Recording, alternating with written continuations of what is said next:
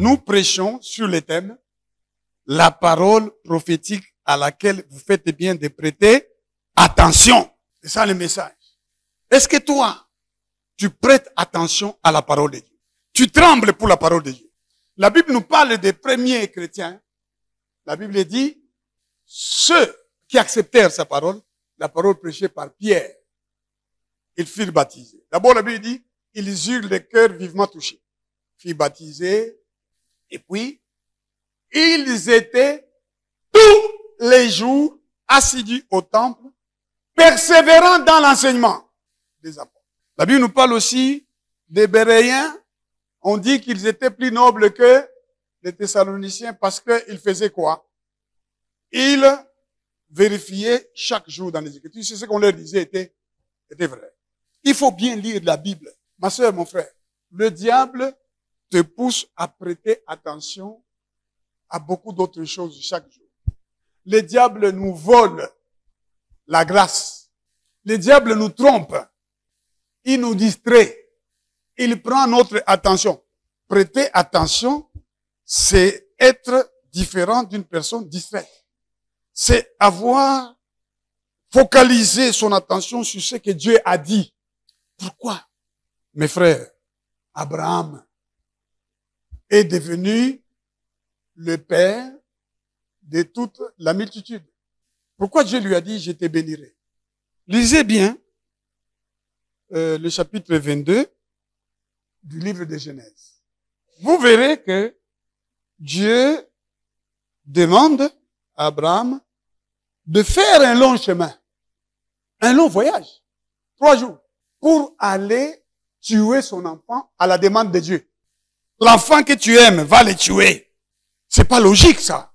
Comment Dieu, qui lui a donné un fils, peut lui demander de le tuer, de le sacrifier, de l'offrir en sacrifice? Abraham ne discute pas parce qu'il sait que cet enfant, il l'a eu par la grâce de Dieu. Et Dieu lui dit, va le sacrifier. Il dit, je vais le faire.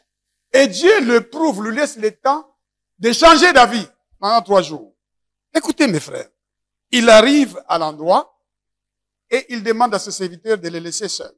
Vous savez, mes frères, je vais vous dire, si vous voulez que Dieu réalise les projets qu'il a pour vous, votre projet de société, apprenez parfois à être seul. Et souvent, pas parfois. Allez dans votre église, la Bible nous dit que dans les sanctuaires de Silo, il n'y avait que 2 personnes. Élie, qui se faisait vieux, il avait plus de 90 ans, hein, il ne voyait plus bien. On peut dire le pasteur. Et puis Anne, la femme stérile. La femme stérile, dont on s'est moqué tous les jours. La femme stérile. Et elle passait son temps à pleurer, à pleurnicher. Sa rivale l'a mortifiée. Elle pleurait. Elle ne mangeait pas. Mais le jour qu'elle a compris qu'il ne faut pas prêter attention à ça, il faut prêter attention à la promesse, à la parole. Elle s'est levée, elle est allée où? Dans sa maison? Non. Elle est allée dans la maison de Dieu. Dans la maison de Dieu. Parce qu'elle sait que Dieu a dit aux enfants d'Israël, il y aura un lieu où je viendrai moi vous parler. Mes oreilles seront attentives. Elle va là-bas. Elle ne se préoccupe pas de son pasteur. Elle va, elle est seule. Elle est dans l'église. Il y a quelqu'un d'autre dans l'église, mais elle est seule avec celui qui vit au siècle des siècles. Et elle lui parle. Elle lui parle comme les Écritures. C'est très important. Je vous enseigne toujours que prier, c'est rappeler à Dieu ce qu'il a écrit dans sa Bible. C'est pas répéter des paroles comme les païens. Lisez bien la prière de Anne. Elle est en train de dire à Dieu les choses que Dieu a déjà dites. Voilà, si tu me donnes un fils, je le consacrerai. Hein? Il sera prêté à l'Éternel. Il sera consacré. Et Dieu avait dit, vous consacrerez, hein, vos fils. Le premier-né. Donc il est en train de rappeler à Dieu ses promesses. Et Dieu l'a exaucé. Et cette femme-là, c'est une femme qui vivait dans la lumière de la parole de Dieu, qui prêtait attention à la parole de Dieu. Parce que son pasteur, qui s'est fait vieux, qui ne voit plus bien, constate qu'elle ne prie pas à haute voix. En Israël, on priait à haute voix. D'ailleurs, Jésus dit, lorsque vous êtes debout pour prier, Les gens se mettaient debout et priaient à haute voix. On entendait leurs prières. Alors, son pasteur lui dit, allez, toi, tu es ivre. Allez, sors. Fais passer ton vin. Mais cette femme-là, qui marche dans la lumière, elle ne se fâche pas contre le pasteur qui la traite. Elle a bien compris que son pasteur la traite d'une femme perverse. Elle a bien compris. Et elle dit à son pasteur, mon Seigneur. Vous voyez le respect qu'elle a pour l'homme de Dieu. Parce qu'elle a appris, on lui a dit, tu regarderas un sacrificateur comme un homme saint. Elle dit, mon Seigneur, ne prends pas ta servante pour une femme pervertie. C'est pas que je suis ivre, c'est la souffrance qui m'a fait parler jusqu'à maintenant. J'ai répandé mon âme devant l'Éternel. Et le serviteur de Dieu a dit, quoi? Que Dieu t'accorde ce que tu lui as demandé. Et Dieu le lui a accordé. Abraham, Dieu lui dit, va. Il arrive à un endroit. Il dit, vous restez ici, moi et ce jeune homme, nous allons là-bas pour adorer. Il est en train d'aller sacrifier son fils comme Dieu le lui a demandé, mais il dit, nous allons pour adorer. Adorer signifie quoi? Obéir à la parole de Dieu. Les gens croient, oh non, chanson d'adoration. La chanson d'adoration, c'est, voilà, je louerai l'Éternel. Avec les gens d'aujourd'hui, les païens qui ont rempli les églises, qui cherchent leur propre gloire, qui croient que chanter bien, c'est avoir une belle voix, qui travaillent sur les voix. Je louerai l'Éternel de tout mon cœur. C'est ça l'adoration. Qui vous a dit ça? Des gens qui sont dans les ténèbres, qui chantent. David disait, la parole de Dieu est l'objet de mes louanges. Ta parole. Les gens vont tirer quelques paroles et ils mettent le rythme païen. Ils s'habillent mal. Ils s'habillent comme des païens. Ils viennent faire le musicien mondain dans les choses de Dieu. Ils font des concerts qui n'ont rien à voir avec le Seigneur. Ils font des clips, des singles, tout ça comme un peu les gens du monde. Et ils veulent nous faire croire que c'est Dieu qui adore. Dieu nous a déjà dit, nous connaissons les Écritures. La Bible dit, édifiez-vous pas des cantiques spirituels, chantant à Dieu de tout votre cœur sous l'inspiration de la grâce. Et nous avons vu dans ces pays des hommes qui ont chanté Dieu sous l'inspiration de la grâce. Mais qui après, peut-être, se sont détournés de la grâce, ont commencé à faire ce qu'ils critiquaient dans leur propre chant, ce qu'ils condamnaient. Abraham dit, nous allons sur cette montagne pour adorer. C'est-à-dire, pour obéir à Dieu. C'est pourquoi l'apôtre Paul va expliquer aux Romains, il dit, notre apostolat, c'est pour amener les païens à l'obéissance de la foi. Un chrétien, une chrétienne, c'est une personne très obéissante. Ce qui caractérise un vrai chrétien, c'est l'esprit d'obéissance. Maintenant, quand Abraham arrive là, il veut faire ce que Dieu lui a dit. Dieu lui dit non, non, ce ne sera pas ton fils. Ce sera le mien, Jésus de Nazareth, qui sera sacrifié sur la montagne. N'est-ce pas? Voilà l'agneau. Et maintenant, l'ange de l'Éternel appelle encore Abraham. Lisez bien les Écritures. Il lui dit, Abraham, puisque tu as fait cela, puisque tu as obéi, je te bénirai. Voilà, mes frères. Quand je lisais cette généalogie, la Bible dit, Abraham engendra Isaac. Isaac engendra Jacob. Jacob engendra Judas et ses frères. Mais je me suis dit, mais c'est pas possible ça. Jacob engendra Judas et ses frères. Mais mes frères, Judas, c'est le premier-né de Jacob. Comment expliquer ça? Pourquoi Jésus-Christ est appelé le lion de la tribu de Judas? D'où ça vient? D'abord, allez dans le livre de Genèse. Ouvrez. Prêtez attention à la parole de Dieu. Apprenez à prêter attention à la parole de Dieu. À la connaître. Alors, la Bible nous dit, au chapitre 29 de Genèse, la Bible nous parle de Jacob. Jacob est allé dans la famille de Laban, son oncle. Il a vu une femme qui lui a plu beaucoup et qui s'appelle Rachel. Jacob aimait Rachel. Laban avait 2 filles. L'aînée s'appelait Léa. La cadette Rachel. Léa avait les yeux délicats. Léa avait les yeux délicats. Mais Rachel était belle.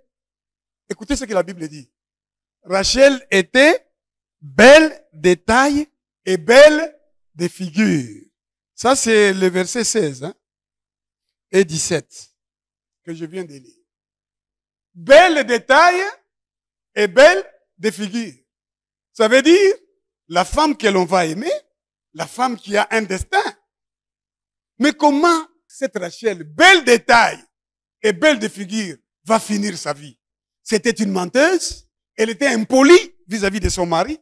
Quand vous allez au chapitre 30, elle va provoquer la colère de son mari en lui disant, moi aussi, donne-moi des enfants, sinon je meurs. Son mari lui dit, suis-je à la place de Dieu qui t'a rendu stérile? Cette Rachel va voler les dieux de son père. Elle va mentir. Elle va dire, quand son père vient les retrouver, elle était avec son mari qui partait, qui fouillait en fait. Et Jacob, son mari, avait prédit la mort à celui sur qui on trouverait les dieux. Mais c'était elle, Rachel, qui avait les dieux. Et quand son père arrive à son tour pour la fouiller, elle dit, j'ai les règles. Elle s'est assise sur les dieux. Et cette femme, elle monte sur la route et n'a eu que 2 enfants. En mettant au monde le 2e enfant, elle est morte. Son mari avait déjà annoncé que celui sur qui on trouverait ces dieux mourrait. Alors maintenant, écoutez, selon la coutume, on ne peut pas donner en mariage la cadette. La coutume, c'est ce que Laban va expliquer à Jacob. On va le tromper parce que lui-même c'était un trompeur. Son nom signifie celui qui trompe, l'usurpateur. Il a trompé son père, il lui a fait croire qu'il s'appelait Ésaü. Jusqu'à ce que l'Éternel lui est apparu, il lui a dit, tu t'appelles comment? Il a dit, je m'appelle Jacob. Je m'appelle menteur. Alors on lui a dit, bon, maintenant que tu reconnais que tu es un menteur, on te pardonne, on t'appellera maintenant Israël. Tant que vous vivez dans les mensonges, dans la fausseté, vous vivez dans les ténèbres.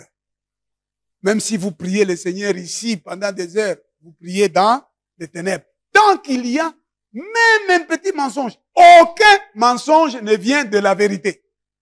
C'est ce que la Bible dit. Aucun mensonge. Maintenant, cette belle femme, de taille et de figure, était méprisée par Dieu. Tandis que son mari l'admirait, mais Dieu ne la considérait pas. Alors, qu'est-ce qui va lui arriver? Comme je l'ai dit, elle n'a pas eu beaucoup d'enfants. Au 2e enfant, elle est morte. Mais maintenant, écoutez ce que la Bible dit. Vous êtes toujours dans Genèse, au chapitre 29, n'est-ce pas? Et la Bible nous dit, l'Éternel vit que Léa n'était pas aimée. Verset 31. Et la rendit féconde. Tandis que Rachel était stérile, la belle femme, de taille et de figure.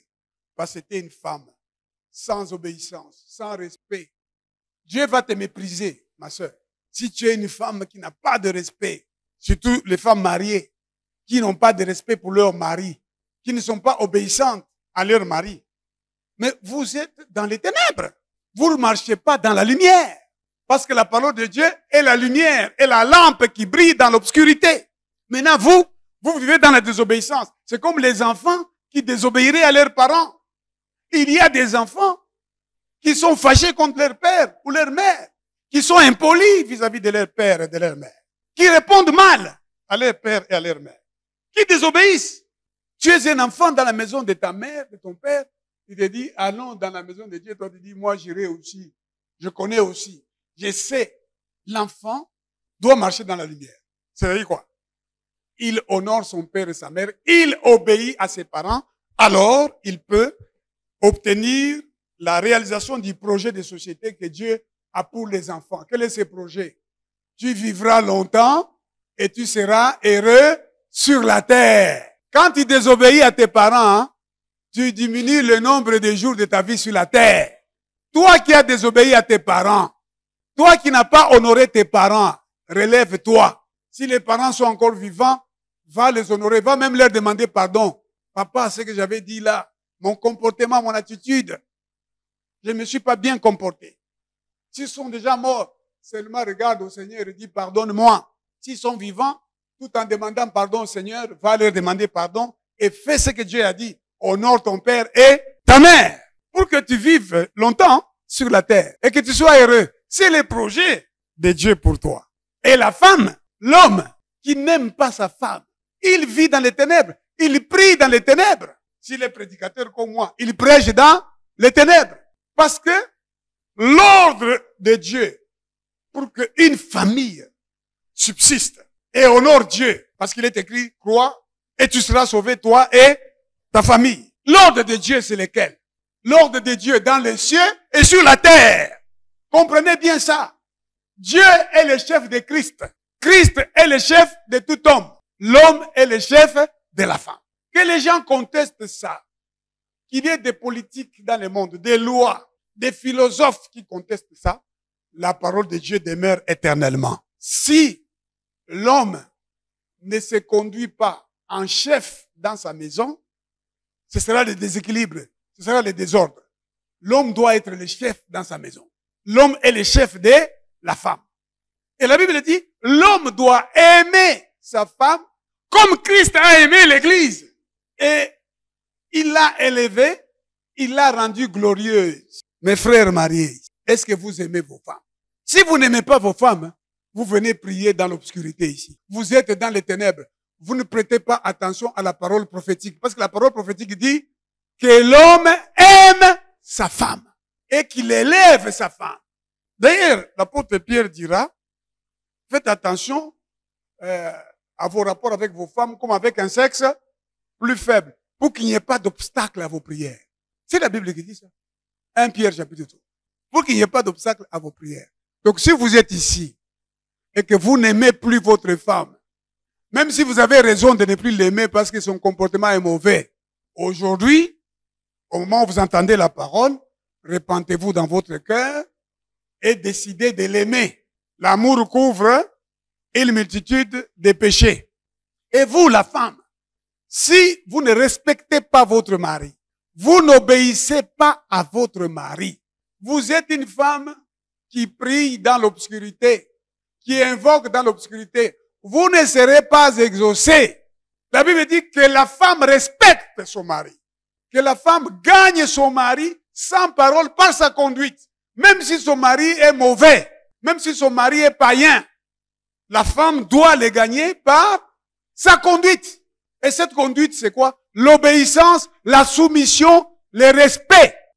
La femme, si elle veut marcher dans la lumière, elle doit savoir que le fondement d'une famille qui marche dans la lumière, qui est bénie par le Seigneur, c'est une famille où la femme respecte son mari. Moi, j'étais content le jour où je me suis marié, devant l'officier de l'état civil. J'étais surpris par les paroles que prononçait la femme que j'épousais. Elle dit, voilà, je vais dire ces paroles-là. Théodore Ngoï, mon amour. Ah bon? Et puis elle dit, tu m'as honoré devant ma famille, je te promets soumission, obéissance, fidélité. Mais c'est biblique, ça. Tout ce que la femme peut apporter à son mari, c'est la soumission, l'obéissance, le respect. C'est ça, marcher dans la lumière. Sinon, tu marches dans les ténèbres. Tu pries dans les ténèbres. Alors, la Bible nous dit, regardez donc maintenant, nous sommes au chapitre 29, Genèse, le verset 31. L'Éternel vit que Léa n'était pas aimée. Mes frères, vous comprenez ça? Si Dieu voit que tu n'aimes pas ta femme, mon frère, il y a des choses qui vont t'arriver. Il y a même des choses que Dieu va faire pour la femme, en te privant toi. Dieu vit que Jacob aimait Rachel, que Dieu n'aimait pas. Parce que Dieu savait que Rachel n'était pas polie. Rachel était menteuse. Rachel était fausse. Elle ne respectait ni son père, ni son mari. Elle mentait. Alors Dieu vit que Léa n'était pas aimée. C'est pourquoi, mes sœurs, soyez dans la lumière. Prêtez attention à la parole de Dieu. Vivez selon les Écritures. Votre Dieu vous défendra. Si votre mari ne vous aime pas, votre Dieu vous défendra. Oui. Dieu vous défendra. La Bible dit, l'Éternel vit. Zambé amonaki. C'est pas quelqu'un qui est allé dire à Dieu, Ce n'est pas Léa qui est allée dire à Dieu, oh Dieu, on ne m'aime pas. Non. Dieu lui-même voit que ce mari-là n'aime pas Léa. Alors, il va honorer Léa plus que Rachel. L'Éternel vit que Léa n'était pas aimée et l'a rendue féconde, tandis que Rachel était stérile. Léa devint enceinte et enfanta un fils à qui elle donne le nom de Ruben. Donc, l'aîné des enfants de Jacob, c'est Ruben. Maintenant, la généalogie nous dit, il engendra Judas et ses frères. Donc, Ruben, l'aîné, disparaît. Mon frère, Dieu va te faire disparaître de devant lui. Dieu va te priver de l'élévation parce que tu ne prêtes pas attention à sa parole. La Bible nous dit, l'Éternel a vu mon humiliation et maintenant mon mari m'aimera. Elle devint encore enceinte et enfanta un fils. Elle dit, l'Éternel a entendu que je ne t'ai pas aimé. Et il m'a aussi accordé celui-ci et lui donna le nom de Siméon. Elle devint encore enceinte et enfanta un fils. Et elle dit, pour cette fois, mon mari s'attachera à moi, car je lui ai enfanté 3 fils. C'est pourquoi on lui donna le nom de Lévi, qui veut dire attachement. Lévi va devenir plus tard le serviteur mis à part. C'est-à-dire toute la tribu de Lévi. Elle va s'attacher au Seigneur. Verset 35. Elle devint encore enceinte et enfanta un fils. Elle dit, cette fois, je louerai l'Éternel. Je louerai l'Éternel de tout mon cœur. Je raconterai toutes ses merveilles. Hein? Je ferai de lui les sujets de ma joie et de mon allégresse. Je chanterai son nom, Dieu très haut. Cette fois-ci, je louerai l'Éternel. C'est pourquoi elle lui donna le nom de Judas et elle cessa d'enfanter. Maintenant, quand je lis la généalogie de Jésus, on dit Jacob engendra Judas et ses frères. Ça vient d'où? Pourquoi Ruben a perdu? Parce que Ruben n'a pas prêté attention à la parole de Dieu.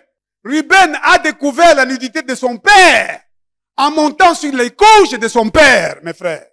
Siméon et Lévi sont allés détruire toute une ville déjà à cause de leur sœur Dina qui avait été enlevée par le fils du roi.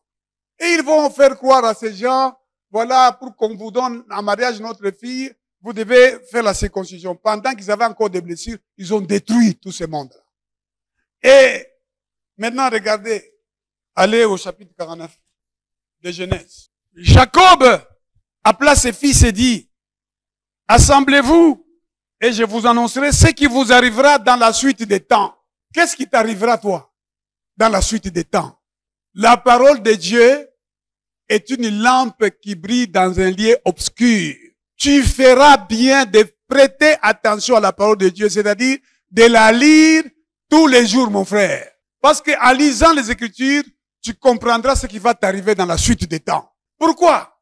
La Bible dit, prête attention à la parole de Dieu comme à une lampe qui brille dans un lieu obscur jusqu'à ce que le jour vienne apparaître. Le jour doit paraître dans ta vie. Le jour doit s'élever dans ta vie. Il y a de l'obscurité dans ta vie à cause du fait que tu as ignoré la parole de Dieu. Il y a l'obscurité dans beaucoup de choses que tu fais. Les ténèbres viendront envahir ta famille, viendront envahir tes affaires, parce que tu n'es pas agréable à Dieu. Et le Seigneur dit, la parole prophétique à laquelle tu fais bien de prêter attention est une lampe qui brille dans les lieux obscurs. Comment est-ce que tu peux voir ce qui va arriver? C'est à travers la parole. Comment tu peux discerner ce que Dieu va faire? C'est en lisant la parole. La parole, elle est prophétique. Et la Bible dit, comme à une lampe qui brille dans l'obscurité, jusqu'à ce que le jour vienne apparaître et que s'élève dans ton cœur l'étoile du matin. Qui est l'étoile du matin? C'est Jésus de Nazareth. Apocalypse chapitre 22, verset 16, Jésus dit, je suis l'étoile brillante du matin. Et au chapitre 2, il dit, c'est lui qui vaincra, c'est lui qui tiendra, qui gardera jusqu'à la fin mes œuvres. Je lui donnerai l'étoile du matin. Jésus se donnera lui-même à toi. Jésus a dit, c'est lui qui a ma parole et qui la garde. Mon Père l'aimera, moi aussi je l'aimerai. Nous viendrons à lui, nous ferons notre demeure chez lui. Je suis l'étoile brillante du matin. Et la Bible dit, prêtez attention à la parole de Dieu comme à une lampe qui brille dans l'obscurité jusqu'à ce que le jour se lève. Le jour vienne apparaître et que se lève dans vos cœurs l'étoile du matin. Jésus de Nazareth. C'est ça, mes frères. Et le diable, il prend tout notre temps avec les téléphones, mes frères. Combien de temps? Est-ce que vous savez qu'il y a des gens qui se disent, mais dimanche comme aujourd'hui, nous prions de 7h30 à 10h30. Et il y a des gens qui ne se préoccupent pas du fait que Jésus-Christ a dit, là où 2 ou 3 s'assemblent à mon nom, je suis là. Il est là quand? Il vient au milieu? Non. Il est là au début. Pourquoi vous venez toujours en retard dans la maison de Dieu? Pourquoi? Et il y a des gens qui disent, les cultes commencent à quelle? 7h30. Et c'est les mecs à 10h30. Ah! 3 heures! Il y a des gens qui disent ça. 3 heures! En semaine, les cultes commencent à 16h et prend fin à 18h30. Ah! La veille des prières, en principe, c'est de 23h à 6h du matin. Oh! Je me souviens même d'une réunion de l'église où les gens se sont assemblés pour faire des propositions pour améliorer la gestion de l'église. C'était un grand monde, là, à l'ex-CCZ. Et il y a un groupe qui a proposé qu'on supprime la veille des prières. J'ai dit, petit, c'est toi qui fais de telles propositions. Qu'on supprime la veille des prières. Pour quelle raison? Oh non, on vient à l'église tout le temps, tout ça. J'ai dit, mais mon frère, réfléchissez. Je vais vous demander à vous qui êtes là. Combien de temps passez-vous sur votre téléphone? Réfléchissez. Faites un peu le bilan par jour. Vous allez voir qu'il vous arrive de passer 3 heures sur votre téléphone. Soit pour lire les messages, soit pour en envoyer, soit pour regarder les images, soit pour écouter les voicemails, n'est-ce pas? Combien de temps vous êtes sur votre téléphone? Ou à la télévision? Combien de temps? Combien de temps vous êtes sur les différents, si vous voulez, réseaux sociaux ou les différents espaces de communication? Ou même la simple communication. Moi, je me souviens, à Lubumbashi où j'ai grandi, je suis un jour passé dans une des rues proches de la rue où j'habitais. J'ai laissé des jeunes gens assis, les pieds dans les terrassiers. Nos terrassiers étaient propres à l'époque. Hein. Vous savez, à l'époque, il y avait même des cantonniers, des gens qui nettoyaient. Ils étaient assis là-bas. Ils discutaient tantôt du football, tantôt de la guerre, tantôt... Certains avaient le sumain, n'est-ce pas? Torse nu avec le sumain, d'autres avec la brosse à dents traditionnelle. C'est-à-dire, ils étaient un morceau de bois dans la bouche. Et il est en train de brosser les dents dehors. Mais il commence à causer. Je les ai laissés, je suis passé. Je suis revenu plus de 3 heures du temps après. Ils étaient là. Ah, maintenant, ils sont sortis du terrassier, ils étaient debout dans la rue. Et quelqu'un menaçait même l'autre. Dit, hein? Parce que là-bas, on ne blague pas. Au Katanga, c'est dit, Kofi, coup de poing. C'est les Quinois qui aiment discuter. Non. Là-bas, c'était, bon, dit, au Katanga, on est chez eux, bon, tu blagues, hein? Bon, après les cours. Moi-même, je me souviens, j'étais en première CO. J'ai dit quelque chose qui n'a pas plu à quelqu'un qui était boxeur, hein? Avec qui on riait. Il a dit tout simplement, il a dit, Théo, bon, ton âne, hein? On se voit à la fin. Et moi, je n'ai pas encore fait la boxe en ce moment-là. Alors, à la fin, là, je croyais que c'était la blague. Il est venu, un boxeur, hein? Et puis, les autres amis, là, ils vous laissent un peu vous battre. Et quand les sangs commençaient à couler, ils disent, on doit pocher. C'est comme ça qu'on disait là. Oh, il y a des sangs qui coulent. Allez, ils sont maintenant venus nous séparer. Et comme j'ai porté une chemise blanche, c'était taché de sang. Parce que là-bas, on ne blague pas. C'est les coups, c'est pas, oh non, non, c'est, on attend coucher ça. Hein? Bon, ça va. Allons, c'est des coups de poing. Donc, les gens, pendant 4 heures, mon frère, fais un peu le bilan de ton temps. Combien de temps tu consacres à causer avec les amis, à aller faire tes courses? Combien de temps? Et pourquoi tu penses que 1 heure du temps consacré à lire la Bible, toi-même, c'est beaucoup? Parce que le diable ne veut pas que tu prêtes attention à la parole prophétique. La parole biblique, elle est prophétique. Elle va t'annoncer ce qui va t'arriver dans les temps à venir. La parole de Dieu va te révéler que tu es béni de toutes sortes de bénédictions dans les lieux célestes en Jésus-Christ. La parole de Dieu va te donner de l'espérance. La parole de Dieu va te montrer que Dieu est avec toi malgré les difficultés que tu as. La parole de Dieu contient en elle-même tout ce qu'il nous faut pour vivre. Sa divine puissance nous a accordé tout ce qui contribue à la vie. Et c'est dans la parole de Dieu. Ma sœur, tu as tort de ne pas passer de jours entiers à lire la Bible. C'est ça ton problème. Tu viens à l'église de Dieu dans l'obscurité. Tu fais des jeûnes, mais dans l'obscurité. Tu travailles pour Dieu dans l'obscurité. C'est pour ça qu'on a beaucoup de païens qui sont chantres. Est-ce que vous savez qu'il y a des églises où les chantres, après avoir chanté, ils vont dehors. Ils vont fumer. Ils vont boire. Et les pasteurs le savent. Mais ils ont besoin que leur église soit animée. Qu'il y ait des chantres. Peu importe s'ils sont des païens, mais qu'il y ait des chantres. Parce que pour eux, c'est une affaire. C'est du business. Ils ne sont pas là conformément à la parole de Dieu. La parole de Dieu dit quoi? Pourquoi il y a des pasteurs? D'abord, pourquoi il y a des apôtres, des prophètes, des évangélistes, des pasteurs et des docteurs?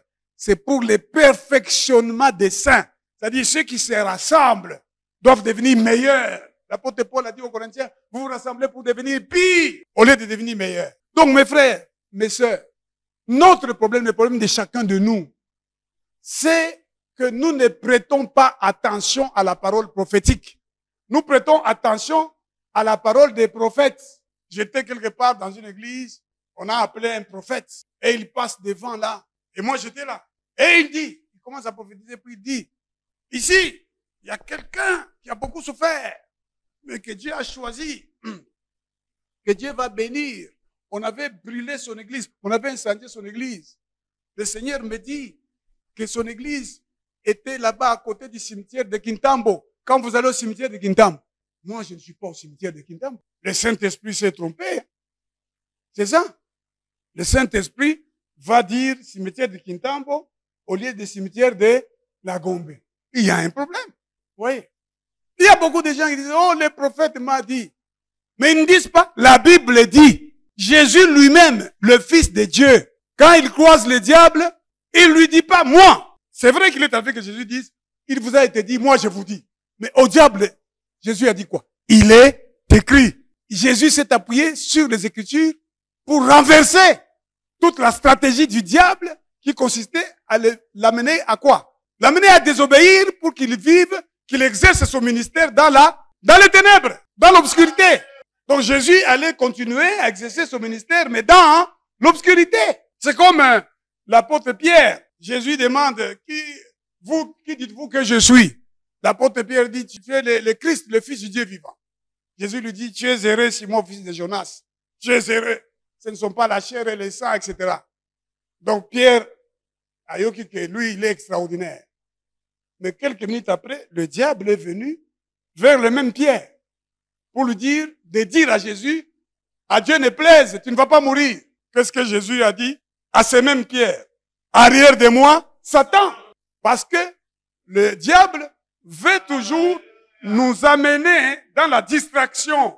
Il ne veut pas que tu lises la parole de Dieu. Tu es fatigué quand tu veux lire la parole de Dieu. Tu es distrait par toutes sortes de choses. Parfois, c'est ton enfant qui peut te distraire, c'est ta femme, c'est ton mari, c'est des amis qui t'appellent. Quand tu lis la Bible, ferme le téléphone, bloque tout le monde et consacre-toi à lire. Car la parole te dira ce qui arrivera dans la suite des temps. Et tu seras heureux lorsque les gens se lèveront et te diront, mais voici ce qui est arrivé à ta vie. Toi, tu diras, oui, c'est arrivé, mais le Seigneur fait concourir tout à mon bien. Les gens vont s'étonner de ton assurance, de ta confiance. Jacob dit, rassemblez-vous et écoutez, fils de Jacob. Écoutez, Israël, votre père. Dans les proverbes, il est écrit, mon fils, écoute les enseignements de ton père, garde-les. Ruben, toi, mon premier-né, ma force est les prémices de ma vigueur, supérieur en dignité, supérieur en puissance, impétueux comme les eaux, tu n'auras pas la prééminence. Mes frères, est-ce que vous écoutez ce que Dieu est en train de nous dire? Ruben, qui était le premier-né Dieu dit, tu n'auras pas la prééminence. C'est fini. Car tu es monté sur la couche de ton père, tu as souillé ma couche en y montant. Siméon et Lévi sont frères. Leurs glaives sont des instruments de violence. Que mon âme n'entre point dans leur conciliabule. Que mon esprit ne s'unisse point à leur assemblée. Car dans leur colère, ils ont tué des hommes. Et dans leur méchanceté, ils ont coupé les jarrets des taureaux. Maudite soit leur colère. Maintenant, il dit Judas. Vous comprenez pourquoi la généalogie de Jésus dit Jacob engendra Judas et ses frères. Et Jésus est appelé le lion de la tribu de Judas. Judas, tu recevras les hommages de tes frères. Ta main sera sur la nuque de tes ennemis. Les fils de ton père se prosterneront devant toi. Mon frère, vous voyez un peu des promesses que Dieu fait? Judas est un jeune lion. Tu reviens du carnage, mon fils. Il ploie les genoux. Il se couche comme un lion, comme une lionne qui le fera lever. Le sceptre ne s'éloignera point de Judas, ni les bâtons souverains d'entre ses pieds, jusqu'à ce que vienne le Shiloh et que le peuple lui obéisse. L'apôtre Pierre dit à ceux qui ont reçu la foi du même prix que la sienne, il dit, mes frères, la parole de Dieu, elle est prophétique. La parole de Dieu contient les promesses pour ta vie présente et ta vie à venir. Ne passe pas à côté des promesses qui sont dans la Bible pour toi. Comme tu es là, tu devrais connaître pourquoi tu es né. Pourquoi tu es né là où tu es né. Pourquoi tu es né des parents qui sont les tiens. Et pourquoi tu as connu tel problème. Le Seigneur a donné sa parole prophétique pour que tu comprennes que tu as un destin. Mais tu peux passer à côté de ton destin, comme Ruben. Et c'est Judas, le quatrième fils, qui devient la référence. Tu deviendras la référence dans ta famille. Tu deviendras la référence dans ton quartier. Parmi les gens de ta génération, Dieu fera de toi la référence. Les femmes qui étaient belles de taille et de figure, Dieu va les rabaisser comme on a rabaissé Rachel. Les garçons qui sont beaux, qui sont élancés, on va les rabaisser. Certains vont mourir. Mais toi, si tu prêtes attention à la parole prophétique, tu tiendras ferme et on te donnera l'étoile du matin. Tu verras la gloire de Dieu. C'est comme ça que dans la généalogie de Jésus, on dit Judas et ses frères. Toi aussi, quand on va parler de ta famille, on va dire ton nom d'abord. Et pourtant, tu n'es pas l'aîné. Tu es peut-être la deuxième, la troisième, ou la quatrième, ou tu es le cinquième de la famille. Mais on va dire Théodore et ses frères. Moi, je ne suis pas l'aîné de ma famille, je suis le troisième. Mais on va certainement dire Théodore Ngoï et ses frères. Est-ce que tu veux aussi qu'on dise qui? Na otanga comme on a été? Donc, je suis en train de dire, mais attends comme on a été. Mais tanga yangoy mon côté. Tu veux qu'on dise ton nom et tes frères. Tu deviens la référence. Tu deviens la personne par qui Dieu passe. Dieu va faire de toi le Dieu de ta famille. Alléluia. Amen. Mais vous savez, Dieu, pourquoi il a révélé à Abraham ce qui s'est passé à Sodome et Gomorrhe. Il dit, Abraham deviendra certainement une nation.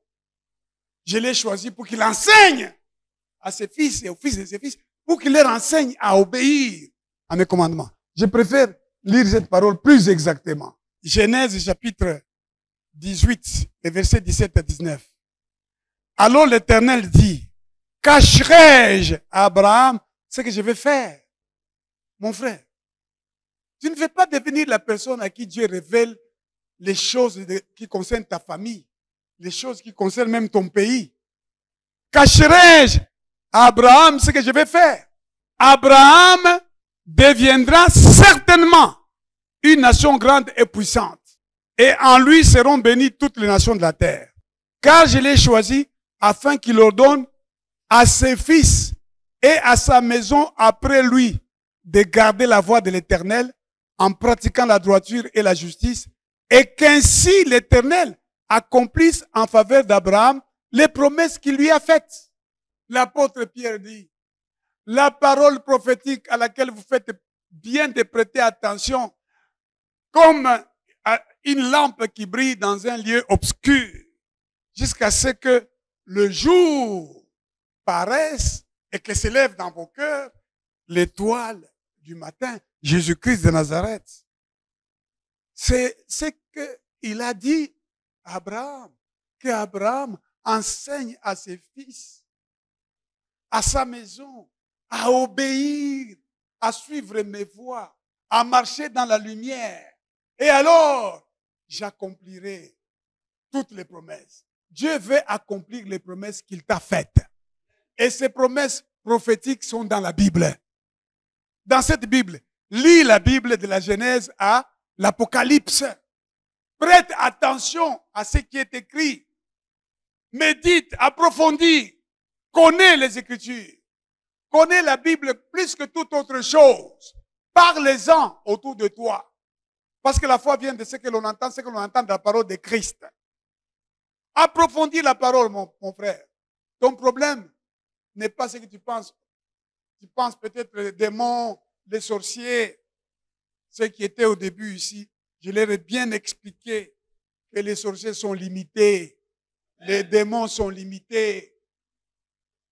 Dieu, s'il ne veut pas que même les plus grands pécheurs soient sanctionnés, le diable ne pourra rien. Il faut que Dieu autorise. Parce que c'est lui qui fait miséricorde et c'est lui qui fait grâce. Ça ne dépend ni de celui qui court, ni de celui qui veut, mais de Dieu qui fait miséricorde. C'est Dieu qui décide que tu sois malade. C'est Dieu lui-même qui dit, c'est moi qui blesse et c'est moi qui guéris et personne ne délivre de ma main. Rien ne t'arrivera, même de tes propres ennemis. Parce que Dieu a même dit, tu prendras des breuvages mortels, il ne te sera fait aucun mal. C'est-à-dire, même tes ennemis, même tes propres ennemis ne pourront rien si Dieu ne leur permet pas de faire quelque chose contre toi. Prête attention à la parole prophétique. C'est une lampe qui brille dans l'obscurité. Marche dans la lumière et le jour va se lever dans ta vie et l'étoile brillante du matin se lèvera dans ton cœur. Et tu verras la gloire de Dieu. Tu comprendras la sagesse, la réflexion. Et Dieu te dira ce qui va t'arriver dans la suite des temps. Et tu marcheras avec assurance. Et tu verras les choses s'accomplir. Que Dieu bénisse sa parole.